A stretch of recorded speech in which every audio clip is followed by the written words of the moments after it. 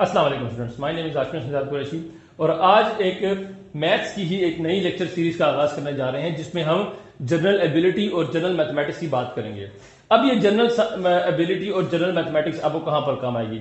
ये जितने भी हमारे कॉम्पिटेटिव एग्जाम्स हो गए, जिस तरीके से सीएसएस हो गया या उसके अलावा जो हमारे पास फेडरल पब्लिक सर्विस कमीशन के जितने एग्जाम्स आते हैं जिसमें inspector FIA, ADFIA, inspector custom, aviation officer और जितने भी अपराइजिंग ऑफिसर, इस किस्म के जितने भी ऑफिसर्स का टेस्ट आता है एफपीएससी में और उसके अलावा भी केपी पब्लिक सर्विस कमीशन में, पब्लिक सर्विस कमीशन के जितने भी एग्जाम्स आते हैं 16 स्केल के लिए या उससे अबव के लिए या वेरियस पोस्ट के लिए, उसमें जो मैथ्स का पोर्शन होता है वो अक्सर क्या होता है कि वो स्टूडेंट्स उसमें बाकी पेपर में स्कोर कर देते हैं, लेकिन मैथ्स के पोर्शन में वो चूंकि सही तरीके से स्कोर नहीं कर पाते तो वो एलोकेशन में उनकी मसला आ जाता है।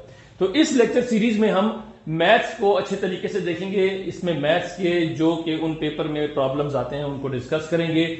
मोस्टली जो मैथ्स के न्यूमेरिकल प्रॉब्लम्स उसमें आते हैं उसमें परसेंटेज की बात की जाती है, उसमें रेशो की बात की जाती है, उसमें प्रोपोर्शन की बात की जाती है, उसमें एज वाले न्यूमेरिकल्स होते हैं, मुख्तलिफ किस्म के न्यूमेरिकल प्रॉब्लम्स होते हैं जो कि उस वक्त एग्जामिनेशन में सॉल्व करने के लिए एक स्टूडेंट को जरा ज्यादा टाइम चाहिए होता है।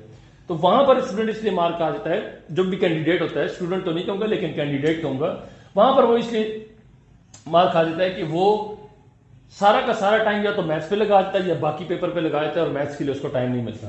तो इंशाल्लाह इस लेक्चर सीरीज में हम क्या करेंगे कि जितने भी हमारे पास न्यूमेरिकल प्रॉब्लम इस किस्म के होते हैं, एज से रिलेटेड, लेंथ से रिलेटेड, जितने भी हैं रेशियो, प्रोपोर्शन, परसेंटेज के, तो हम उसको शॉर्टेस्ट तरीके से सॉल्व करने की कोशिश करेंगे और ताकि आप जिस टाइम एग्जाम में बैठो तो आप मैथ्स के एमसीक्यूज को विद इन 2 मिनट्स आप उसको हल करके तो आप उसको साइड पे कर दो। क्योंकि जब आप पेपर के लिए बैठते हो तो आपके पास तकरीबन 100 मिनट्स होते हैं, 1 घंटा 40 मिनट, तो उसमें आपके पास 100 एमसीक्यूज भी होते हैं। तो उसमें मैथ्स के लिए जो आपके पास मैक्सिमम टाइम उसके जो आपने देना है मैथ्स के पोर्शन को, वो 30 मिनट से ज्यादा आपने उसको नहीं देना। तो 30 मिनट्स का मतलब है कि आपने मैथ्स के पोर्शन, एक जो मैथ्स का जो एमसीक्यू है उसको आपने 1.5 मिनट से 2 मिनट के अंदर अंदर उसको जल्दी से सॉल्व करके तो आगे चलना है।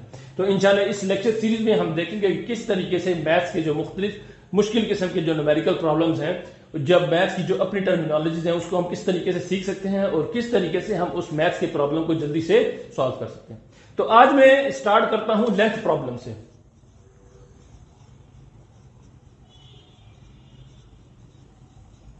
जो लेंथ से रिलेटेड न्यूमेरिकल प्रॉब्लम्स आते हैं आज की वीडियो में उसको डिस्कस करेंगे और देखेंगे कि किस तरीके से हम उसको सॉल्व कर सकते हैं। तो मिसाल के तौर पर एक क्वेश्चन है, मैं यहां पर एक न्यूमेरिकल प्रॉब्लम लिखता हूं। 10 फीट रोप, चलो कर लेते हैं, इज कट इनटू 2 पीसीज। एक 10 फुट की रोप है, उसको दो पीसेस में काट दिया गया। किस तरह काटा गया?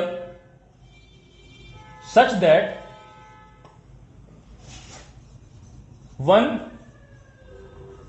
piece is 2 feet longer than other।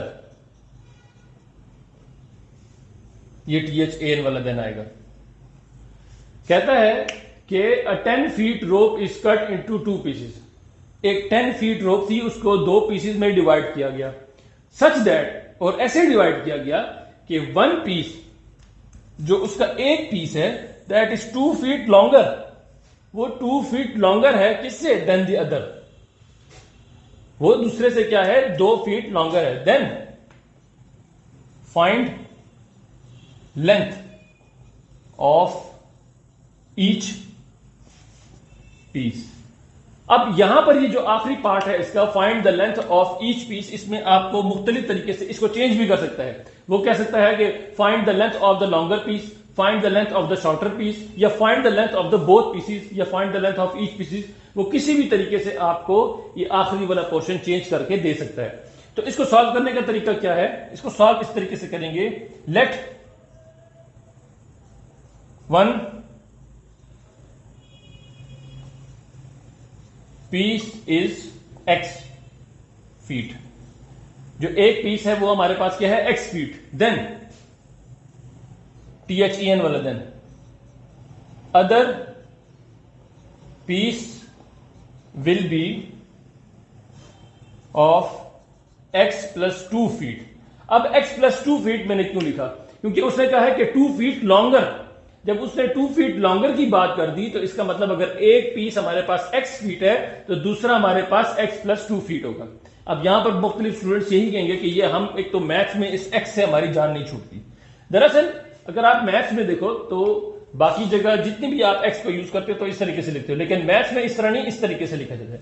ये इसलिए इस तरीके से लिखा जाता है कि ये हमारे पास अननोन के लिए रिप्रेजेंट किया जाता है। ये जो x जिसको हम लिखते हैं ये बेसिकली ये अननोन फिगर होता है या अननोन कोई भी ऐसी क्वांटिटी होती है, चीज होती है जिसको हमने फाइंड करना होता है, तो इसलिए हम उसको x के बराबर ले लेते हैं। तो one piece is x feet and the other piece is x plus 2 feet. तो टोटल लेंथ कितनी हो जाएगी? देखो अगर टोटल लेंथ अगर आपको याद हो तो वो हमारे पास 10 फीट थी। जब 10 फीट थी तो इसका मतलब अगर आप इन दोनों को ऐड करोगे तो आपके पास 10 ही आएगा ना। आप अगर x प्लस 2 कर दो, पहले आप इस पीस को ऐड करो और उसके पास जो दूसरा पीस है ये वाला, इन दोनों को ऐड करो तो आपके पास 10 फीट ही आएगा। मिसाल के तौर पर ये वो मार्कर है जो कि यहां पर रो की बात कर रहा है, ये 10 फीट लॉन्ग है। अगर मैं इसको बीच में से तोड़ दूं तो 1 फीट हमारे पास, अगर इन दोनों को ऐड करोगे तो दोबारा हमारे पास 10 फीट ही आएगा। अगर 10 फीट को मैं बीच में से तोड़ दूं और दोबारा उसको जोड़ दूं तो हमारे पास दोबारा क्या आएगा? 10 फीट ही आएगा। मैंने अब क्या करना है? इंडिविजुअल पीस की लेंथ को फाइंड करना है। एक पीस हमारे पास x है and the other is x plus 2। तो यहां से अगर हम इस x को फाइंड करें तो ये हमारे पास हो जाएगा 2x plus 2 is equal to 10। यहां पर क्या करेंगे? अगर मैं यहां पर 2 को कॉमन ले लूं, बड़े तरीके से 2 उधर शिफ्ट भी किया जा सकता है। चलो ऐसा करते हैं कि इस 2 को उस साइड पर ले जाते हैं। तो ये प्लस 2 जब दूसरी साइड पर जाएगा तो ये माइनस 2 हो जाएगा। तो 2x is equal to 10 minus 2 which is equal to 8। तो 2x इज इक्वल टू 8 हो जाएगा। अब डिवाइड बोथ साइड्स बाय 2। यहां पर पहले हमने डिवाइड क्यों नहीं किया और पहले हमने ऐड क्यों किया? सबसे बड़ा क्वेश्चन स्टूडेंट का ये कि पहले हमने डिवाइड क्यों नहीं किया, पहले हमने शिफ्ट क्यों किया? अगर पहले डिवाइड करते तो क्या होता? जब भी आपके पास एक इक्वेशन देखोगे और एक इक्वेशन की साइड पर एडिशन में है तो आप डायरेक्ट डिवीजन की तरफ नहीं जाओगे, आप पहले दोनों साइड्स को मल्टीप्लीकेशन की फॉर्म में लेके आओगे। तो सबसे पहले चूंकि ये 2 और 10 सॉल्व हो सकते हैं, 2x और 2 सॉल्व नहीं हो सकते क्योंकि इसके साथ x का वेरिएबल लगा हुआ है। तो इस 2 को मैं इधर ले गया तो ये 8 बन गया। तो 2x divided by 2x is equal to 8 रह गया। अब यहां पर 2x का मतलब है कि 2 इस x के साथ मल्टीप्लाई हो रहा है। जब 2x के साथ मल्टीप्लाई हो रहा है तो अब यहां पर हम डिवीजन परफॉर्म कर सकते हैं। तो ये 2 और 2 cancel, 2 1s are 2 and 2 4s are 8। तो x की वैल्यू क्या आ गई? x is equal to 4। तो एक पीस जो है हमारे पास, वन पीस जो x, वो हमारे x की वैल्यू क्या आ गई? 4। तो यहां पर एक जो पीस था उसकी लेंथ क्या आ गई? 4 और दूसरे की क्या आएगी? x प्लस 2 मतलब 4 plus 2 that is equal to 6। तो one piece is equal to 4 feet और other piece is equal to x plus 2 which is equal to 4 plus 2 which is equal to 6 feet.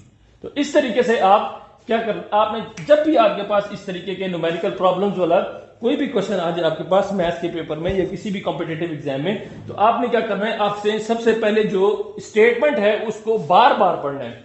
उसको सबसे पहले अगर आपका इंग्लिश में सही तरीके से कमांड होगा तो आप उसकी स्टेटमेंट को सही से समझ सकोगे। और मैं आगे चल के आपको वीडियोस में बताऊंगा कि किस तरीके से आप मैथ्स की टर्मिनोलॉजीज को समझ सकते हो। जिस तरीके से यहां पर लिखा हुआ है 2 फीट लॉन्गर लिखा हुआ है, तो 2 फीट लॉन्गर का मतलब है कि आपने इसमें 2 को ऐड करना है। अगर यहां पर ट्वाइस लिखा होता फिर आप 2 को मल्टीप्लाई करते हैं। इंशाल्लाह इसकी नेक्स्ट वीडियो में मैं बताता हूं और वहां पर आपको बताता हूं कि ट्वाइस को किस तरीके से हमने हैंडल करना है। या अगर आपको यहां पर उसने 2 फीट लॉन्गर लिखा हुआ है, आपको 2 फीट लॉन्गर की जगह वो ये भी कह सकता है 2 मोर देन अदर।